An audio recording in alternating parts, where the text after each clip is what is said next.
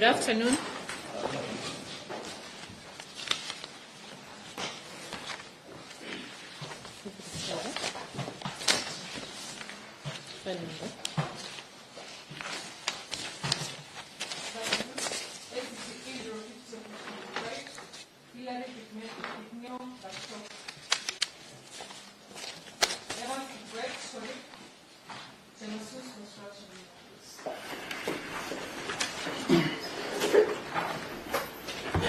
So the charges that are facing the two of you, Yes.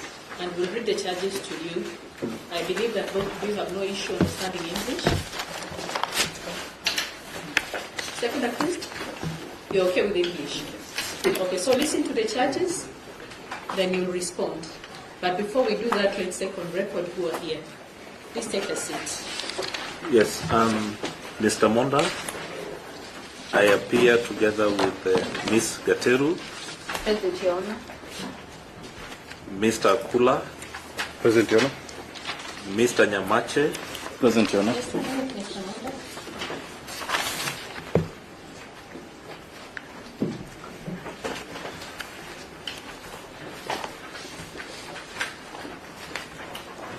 So Mr. Monda, Ms. Gateru, Mr. Akula, Uh-huh.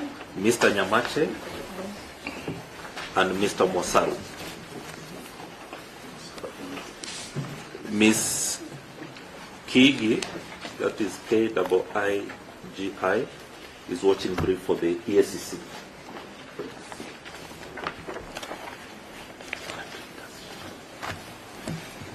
Good afternoon, Your Honor. Good afternoon. In this matter, my name is Issa. For the first accused, I appear with my learned friends, Mr. Edward Owonge, Isa, your name is double SR. ISSA. A. Yes, Okay. ISSA. Your Honor, in this matter, I appear with my learned friends, Mr. Edward Owonge. Mr. Abdullahi Garani, Mr. Mahat Somani, Present. Mr. Austin Odoyo, Present, Your Honor. Mr. Robert Ocheng, I'm present, Your Honor. my friend Mr. Abdurazak, I'm present, Your Honor. Abdurazak, with an A, R-A-Z-A-K, Kindly spell that name again. Abdi, Abdi. and then Razak. Abdi Razak. Is Abdi it one Razak. name? Yes, that's one name. Abdi is just the beginning, and then ends with Razak. And lastly, Mr. Hassan Noura. Present, Your Honor. Hassan Nur. Hassan Noura. Noura. N-U-R-A. The Honorable Senator Cherargay is here as a friend of the court. Okay. Just to check. Is he a counsel? Yes, he's an, I'm a counsel, Your Honor. as an advocate in Christ. Okay. But a friend of the court. Mr. Gerard Gay. Yes. Your Honor, and Mr. Stephen Ongaro, he was on record for the first accused as well. Ongaro for the first accused. For the first accused, yeah. Okay. The Honorable Senator is here for all of us. Yes. Okay. For the second accused, Your Honor, good afternoon. good afternoon. For the second and third accused, J. Anyoka. The second accused is the director for the third accused. The Okay. person.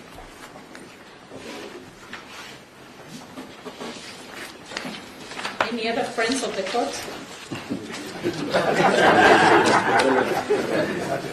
So simply, as I've explained to you, please Brenda read the charges today.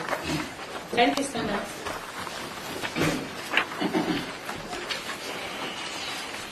In count number 1, Hilary Kipngeno Barchok, you're charged with the offense of conflict of interest contrary to section 42, as read in section 48 of the Corruption and Economic Crimes Act, Act 65. Particulars of the offense are between 14th November 2019 and 10th March 2021 at an unknown place within the Republic of Kenya, being the governor of the county government of Bomet, you knowingly acquired an indirect private interest with 2 million shillings in respect of contracts emanating from tender number CGB/KRB/006/2019 to 2020 routine maintenance of indirect Kotoibek Olbutio Bridge Road and tender number CGB/DRTWT 004/2018/2019 hire of grader awarded to Chemasus Construction Limited by the county government of Bomet. True or not true?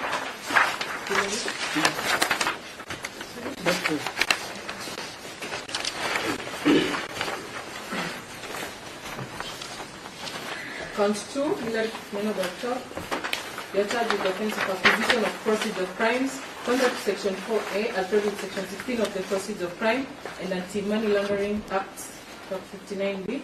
Particulars are: on or about 10th March 2021, within the Republic of Kenya, being the governor of the county government of Bomet, you acquired a sum of 2 million shillings in your equity bank account number 1228064513 from Chemasus Construction Limited Equities Bank account number 12202774568887, when having reason to believe that the said monies formed proceeds of crime. To it, monies were received irregularly in connection with contract awarded to Chemasus Construction Limited by the county government of Bomet. True or not true?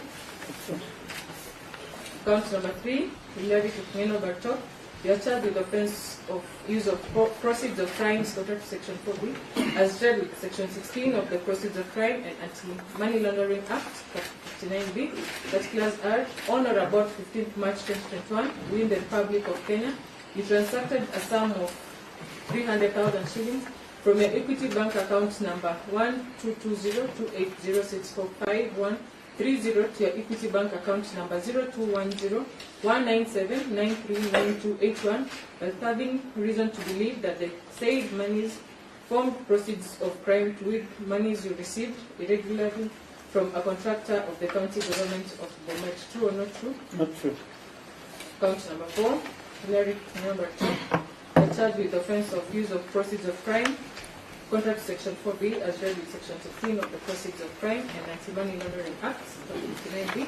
Particulars are: on or about 20th March 2021, within the Republic of Kenya, you transacted a sum of 314,000 shillings from your equity bank account number 122028064513 to equity bank account number 122058048365 when having reason to believe that the same monies formed proceeds of a crime, to which monies were received irregularly from a contractor of the county government of Bomet. True or not true? Not true.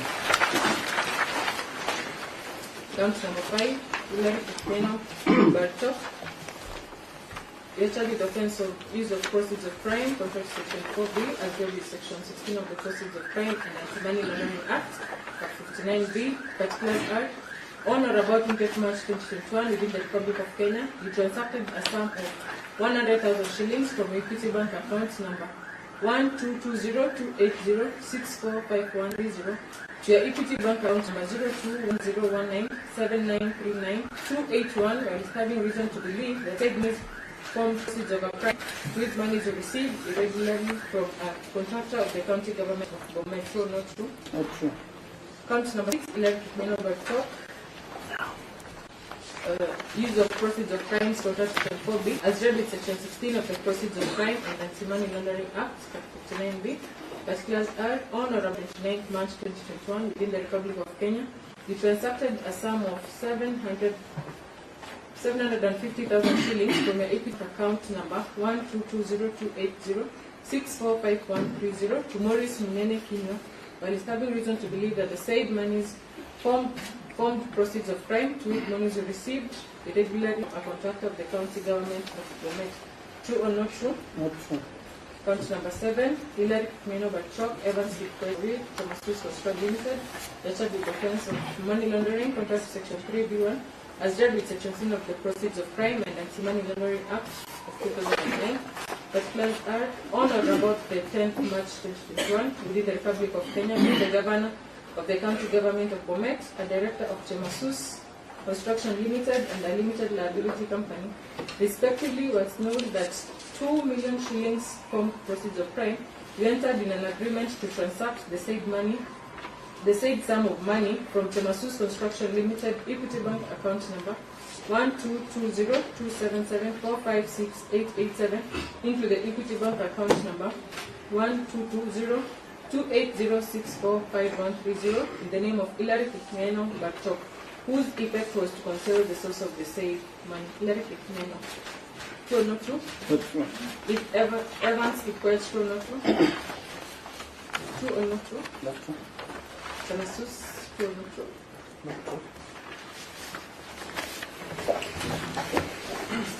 So a plea of not guilty is entered against the first accused in counts 1 to 7 all inclusive.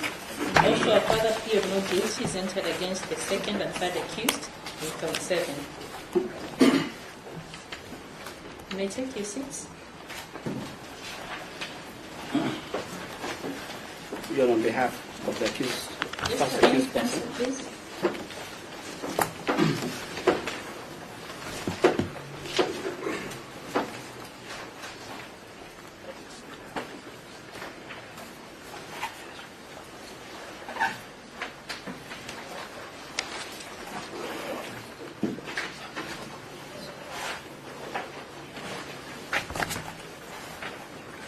Yes, counsel.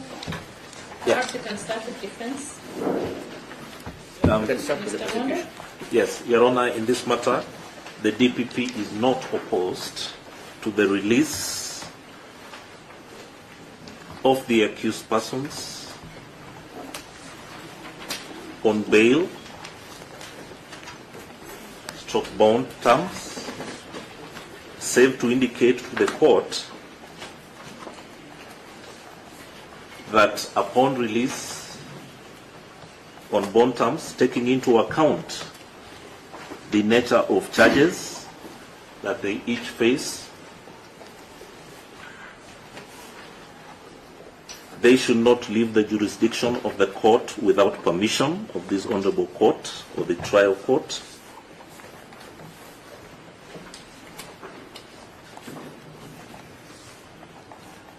In addition,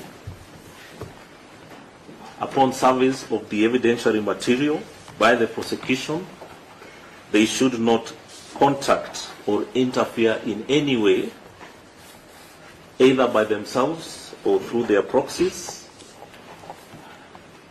with the prosecution witnesses.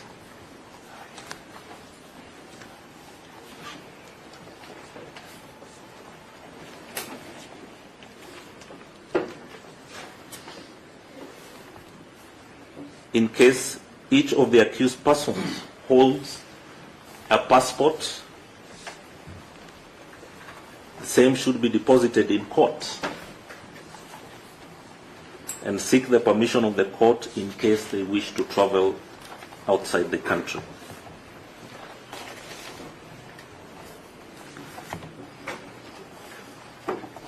We therefore ask the Honorable Court to take into account the nature of charges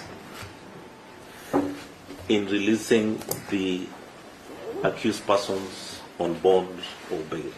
That will be all.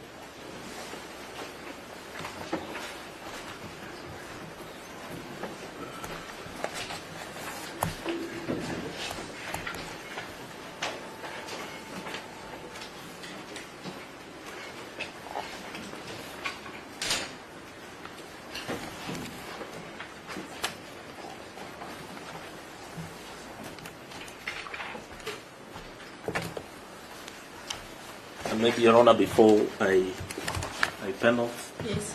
they should also not make any comments, either by themselves or their proxies, regarding this matter, except in court,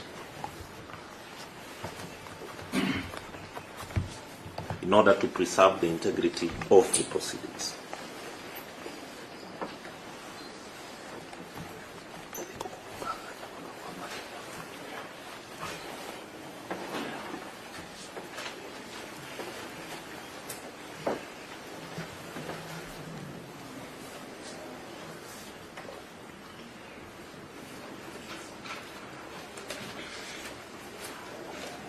Mr. Masur? Thank you, Your Honor. On behalf of the Honorable Barchok, the first accused, you want to read kindly request you to consider that the prosecution first has considered that they have no objection to the accused persons being released on bail or bond. His Excellency the Governor was out of the country when the Honorable DPP issued his statement on Friday. He was actually in Greece on an official visit. As soon as he was notified of the communication from the office of the DPP, although he was on an official visit, he cancelled that official engagement and traveled back on Sunday to be here to present himself before the ESCC on Monday morning. And throughout the investigations, he has cooperated with the ESCC. At any time they required him to appear before their officers, they did not need to send their van, which is it's a very popular method of them ensuring compliance. He has always appeared on his own account, using his own means at the ESCC. And as second-term governor, he undertakes to cooperate with the court. He'll be here as and when required for any of the hearing sessions. He has no intention of interfering with any of the witnesses. He's keen to have this matter proceed expeditiously so that his innocence can be confirmed by this honorable court. And so, Your Honor, this is one of those exceptional cases where we'll be kindly requesting that the court releases him on a free bond, or technically in his own recognizance, that he undertakes to appear at any time that he'll be required by the court. And looking at the charges, there are only 7 counts, and majority of those counts deal with the Honorable Governor moving money from his own account to his account. So this is a kind of charge where Milimani friend Mr. Monda will have no problem if the Honorable Governor is to release on a free bond, because he'll be here as and when it's required. And from the defense team, we are not known to be people who comment on cases. None of us is prolific either in Twitter or any of those other social media places. So we'll not interfere with this proceedings in any way. So for those reasons and the reasons that our client is a senior public servant serving the good people of Bomet, we kindly ask you to give us a free bond, or if the court is inclined to ask us to deposit a cash bail, we would suggest very humbly a sum of 100,000 would be reasonable to balance the interests of the prosecution and the interests of the first accused. Thank you.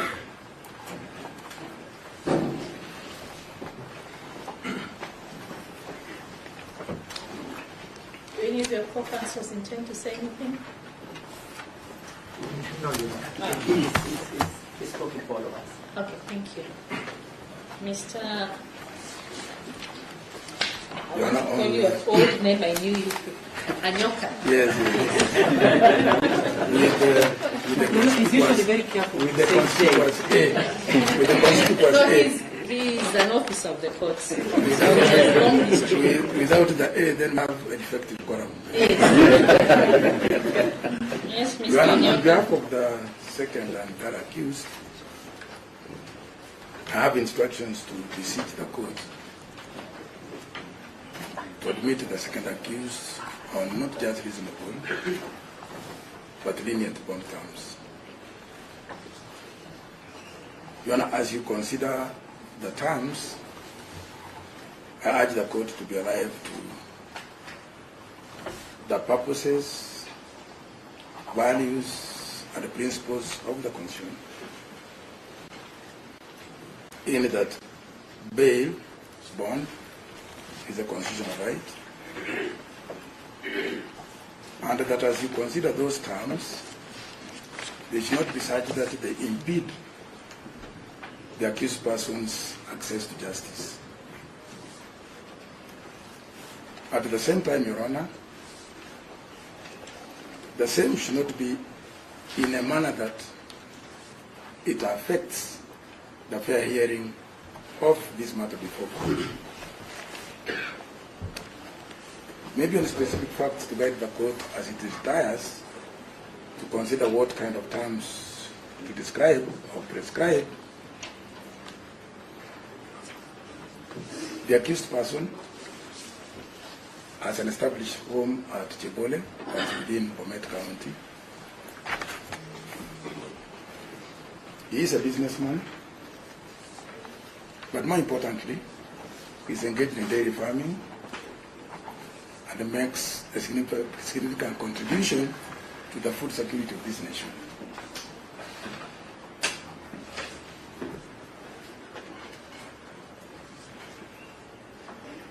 Besides that, the accused person is a family man. He has very strong family bonds, and the village looks up to him.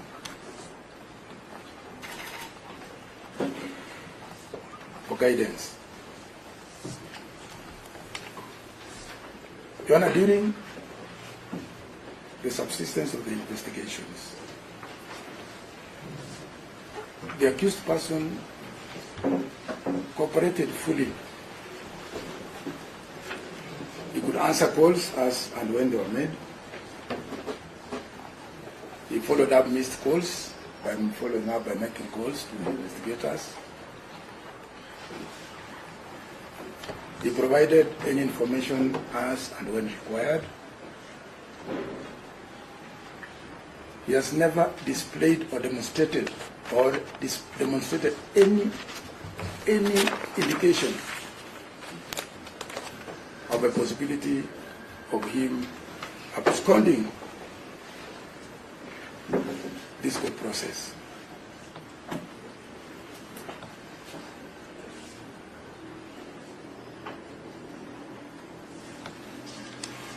Your Honor, yesterday, that is on 1st of September,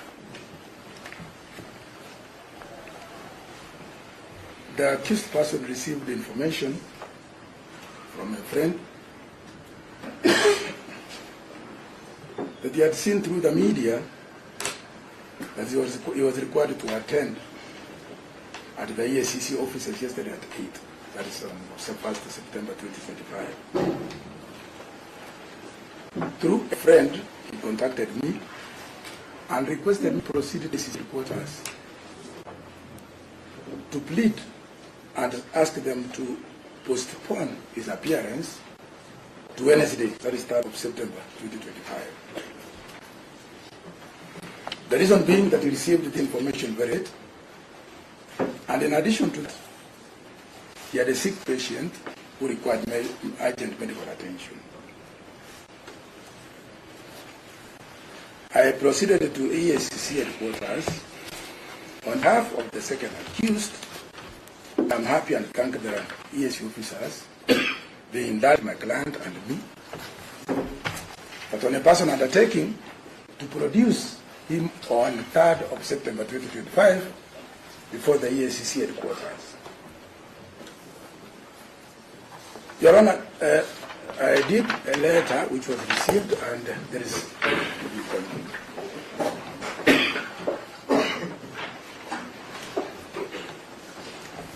When I look at that letter, I made a personal undertaking to produce him on 3rd of September 2025. However, in unprecedented and precedent-setting action,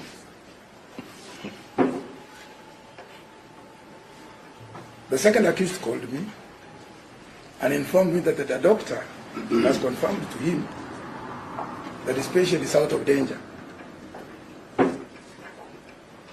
and that he would wish to rush to Nairobi to appear before the EACC and be processed for production before court. I advised him that we had an extension, or the same as had been deferred to 3rd of September. He said, no, I want to be processed immediately, clear myself, and face another life with a clear set of mind. He then rushed to Nairobi. At around 3 was at Westlands. There was a heavy traffic snarl-up. He elected to use a border rider to be available before the EACC at around 4:15 p.m. Though they were winding up and closing the offices, he insisted on being processed. he could not afford to wait any longer.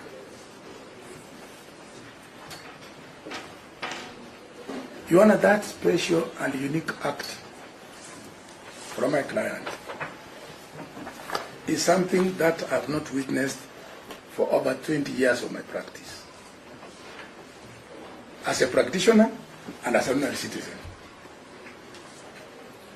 First, in similar circumstances, I would have opted to be here on the 3rd of September 2025. But on his own volition, he elected to bring forward the date for being processed and charged.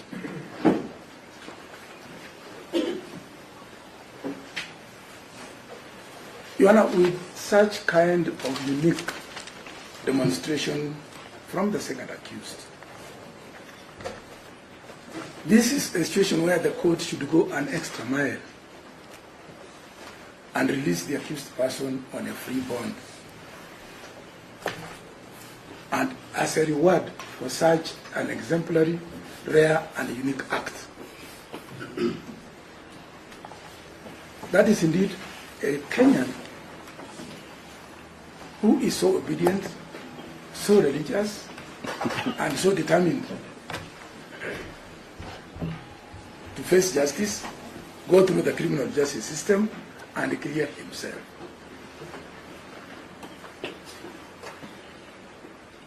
On the issue of the amount of cash bail, I saw he had started some WhatsApp group trying to invite friends to raise some money for him. And it's just shown me that he's raised around 15,000. We believe by the time maybe the court concludes declaring the bond terms, he shall have been able to raise some Kenya shillings, 20,000. But otherwise, this is a fit case for release on a free bond. Thank you.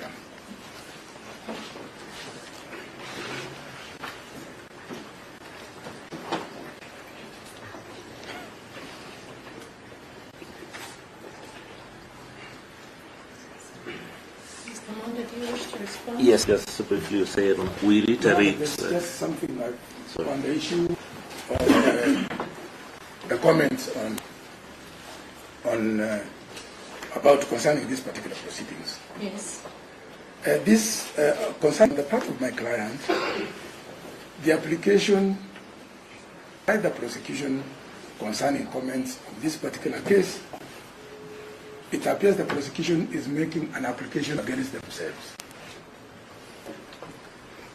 It's the prosecution who have elected to prosecute this particular matter through the media. We've seen breaking news, immediate release, high-profile arrests. My client, who is a humble person, and as I said earlier, is a dairy farm, really communicates to his family and those who assist him in tending to his livestock. It's not a danger at all. On the issue of him responding, we've already addressed that particular issue.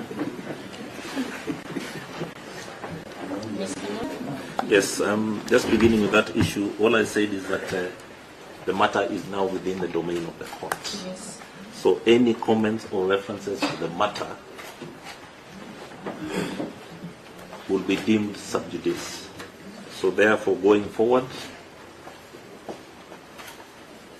there should be no comments, reactions on a matter that is already pending before court. Secondly, we reiterate that you should individually look at the charges each of the accused persons is facing.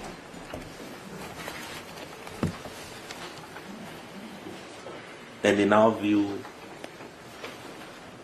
direct that they be released on bond terms that are just, fair, and reasonable in the circumstances, but not free bond. That will be all.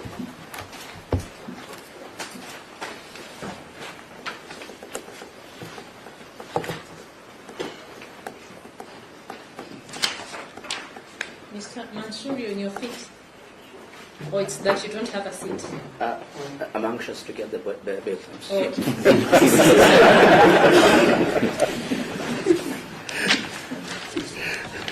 Please allow me some 30 or 40 minutes. I'll give everyone.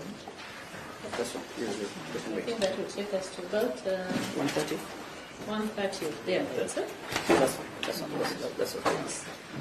So we'll resume for them.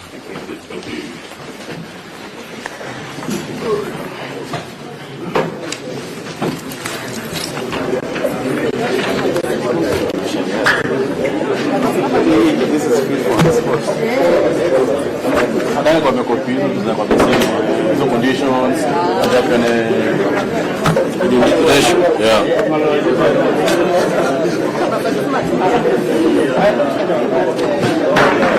hata hivyo atakuja tu